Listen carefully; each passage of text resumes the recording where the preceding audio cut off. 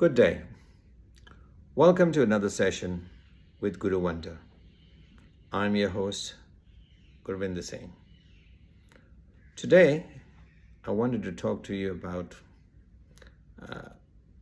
taking a holiday, taking a break from work. It seems odd that I should be suggesting that people should take time off from work. There are many reasons why we should take time off from work to recharge, to spend time with our family, to fulfill our commitments, other commitments, our social and family commitments, and manage our other affairs. But there is also another very practical reason that we need to keep in mind. Let me start with a story. Several years ago, in fact, many years ago, in the city of Pune, in India, where I live, there was a strike by the octroi department. And all the people that were manning the octroi stations, where they collected the import duty charged by the local city or town, were unmanned. Since this is a great source of revenue for the cities and towns, they immediately employed temporary staff to man these octroi stations and collect the duty that was payable to the city. Lo and behold, in the 1 week that the octroi staff were on strike, 300% increase in revenue was witnessed. This was really an astounding number. It seemed that it was eventually realized that the octroi staff were under-invoicing or not valuing the goods at all and collecting a hefty bribe in lieu of letting vehicles pass. Of course, the cost was being borne by the city and the staff were making a ton of money. But this is not only, common in government departments like this. This is quite pervasive. And let me share with you some other examples. In our stores department, we had a stores clerk, a security guard, and an accountant. Invoices, shipping documents, or what we call as challans, were received for fictitious goods. They were inverted and the invoices were sent to the accountant, and payment was made for goods that were never supplied.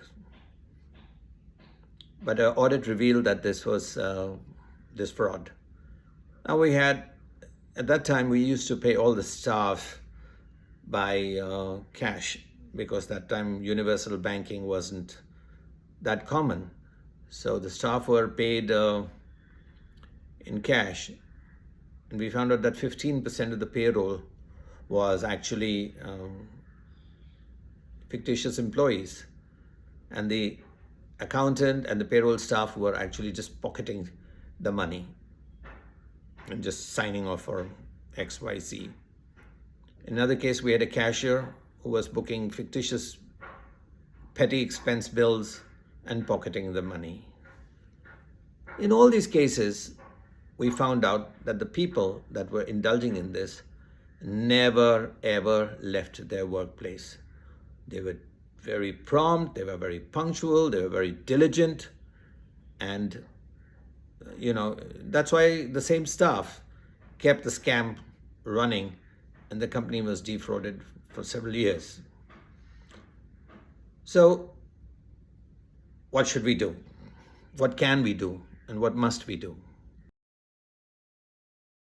The amazing thing is that we found out that all these events or these things happened at a time when our relationship with our workforce and our employees was adversarial. That means we sat on opposite sides of the table. But over a period of time, working together, building credibility, we were able to forge a vital link between our workforce and we as employers. Then we were one. And then this gave birth to a very interesting thing, that the workforce was self-driven, self-motivated, self-regulated, and they were easily able to spot anything that went wrong and probably bring it to the light of other people who were necessary to correct such situations. And knowing that they couldn't get away with it, these kind of things just simply disappeared. So what are the solutions? One, you should spot the signs. Minimize cash transactions. When someone is appointed and remains at a specific position for an extended period of time, it can be problematic, because the people get comfortable, they know everything, they can forge above the ground and under the ground network and relationships which allow them to corrupt the system. So this can be easily resolved by job rotation. People are moved around, they acquire multiple set of skills, and no one person at one point can sort of like manipulate the system for any period of time. Third is, we should always be worried about people that never take leave, never go on a holiday, and we mistake this for diligence and commitment and other such things. But this can be a warning signal that we need to look out for. So what we did is that we insist that everybody go on holiday. There are several advantages to this. As I mentioned earlier, you are able to devote time to your family and your other obligations, to your personal needs.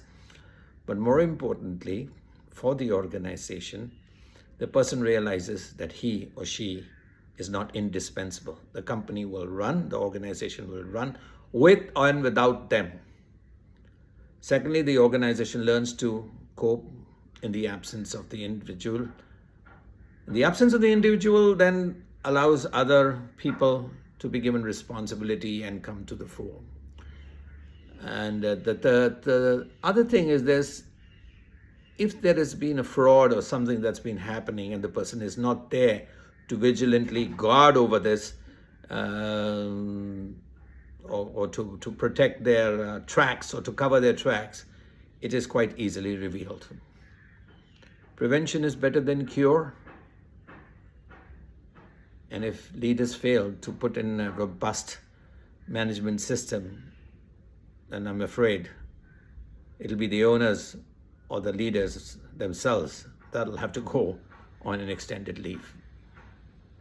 Well, before I conclude, there is a point that I wanted to mention, is that nowadays there seems to be a lot of strain in relationships. Many people are socially inept, so they have no family life, they have no social life. Their work and their workplace and their colleagues are their life. So many people simply do not take time off. They'd rather eat, live all the time, stay at their workplace. So we should not misunderstand that these people who are honest, diligent, committed, and have nothing else to do as being possible fraudsters. But there is no harm in being vigilant and taking care. Well, I hope you found this video useful. If you did, please do press the like, share, and subscribe button. And I hope to see you on my channel soon. Until then, stay well. Wish you good luck and success. This is Gurvinder Singh signing off.